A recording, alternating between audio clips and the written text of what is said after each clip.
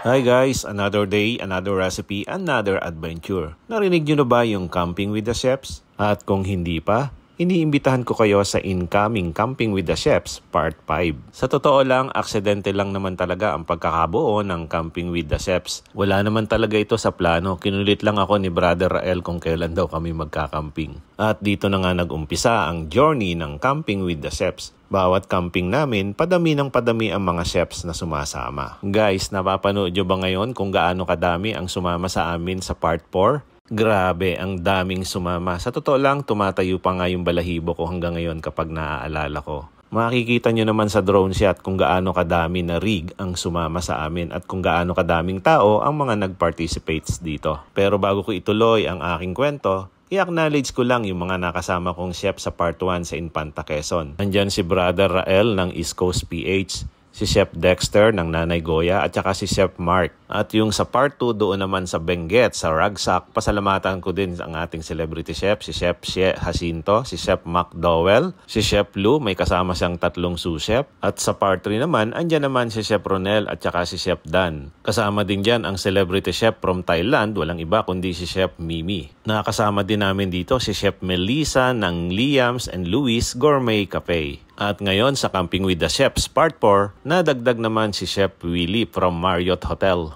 Naandyan din si Chef MJ Abion na kasama naman ni Chef She. Gusto nyo din bang malaman kung sino ang nagbigay ng name na Camping with the Chefs? Si Brother Rael Reyes po ng East Coast PH ang nagbigay ng pangalan ng Camping with the Chefs. Siya din po yung mahilig mangulit sa akin sa PM kung kailan kami mag-uumpisang mag-camping. At dyan na nga po nag-umpisa ang lahat ng kaguluhan. Joke lamang po yun. Thank you, Brother Rael. I-acknowledge ko rin yung nagbigay sa akin ng drone video. Walang iba kundi si Banayad Adventure at saka si Brad J. Ross ng Silver Coffee. Gusto ko din lang i-share sa inyo siguro kung bakit naiiba ang Camping with the Chefs. So far kasi kami pa lang po yung nagpapakain sa campsite ng merienda, dinner buffet at saka breakfast buffet para sa 300 plus na mga campers. Siguro na-achieve po namin ito kasi passion po talaga namin ang magluto. Sa totoo lang, sobrang proud ako sa team namin kasi unang-una, hindi po naghihingi or nagpapabayad ng TF ang mga kasamahan kong chefs dito. Kaya malaya kaming nakaka-create ng masasarap na pagkain at hindi lang yan. Umaabot ng 19 dishes yung aming niluto ngayong araw na to sa Part 4. So ito ang aming sekreto kung bakit nagiging matagumpay ang aming camping. At hindi lang yan, syempre yung mga kasamahan natin, yung mga joiners na katulad nyo. Yes, kayo po yun. Kung wala din po kayo,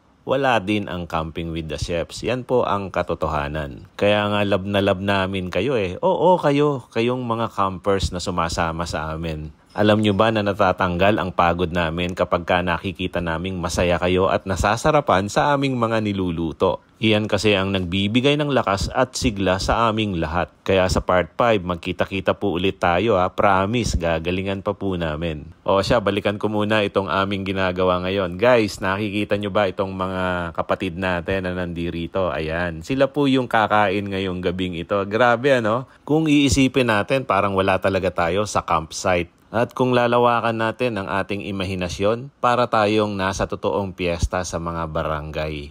At alam nyo ba kung bakit masayang-masaya kami? Alam naman namin na kahit mahaba ang pila, walang nagtatantrums mga kapatid. Sobrang ang babait ng mga campers na kasama natin ngayon dito at naiintindihan nila ang kalagayan natin na wala tayo sa ating mga comfort zone. By the way, i-acknowledge din nga po pala natin ang The Tree Farm, lalong-lalo na si Sir BMAC. Sobrang busy niya talaga sa araw na ito. At lahat naman ng aming request, pinagbibigyan niya. I-acknowledge ko din po lahat ng mga sponsors na nagbigay sa atin ngayon para sa ating mga parapol. Maliit man o malaki, maraming salamat po sa inyong lahat. At syempre, pasalamatan ko din ang ating creator kasi sa nakalipas na 4 na camping namin, biniyayaan niya tayo ng magandang panahon. Sa Mindorong Bayan. Sa Mindoro siya'y isinilang, simpleng buhay lahing mangyan. Sa Maynila nag-aral ng taimtim, may pangarap kahit medyo mahirap ay kanyang aabutin.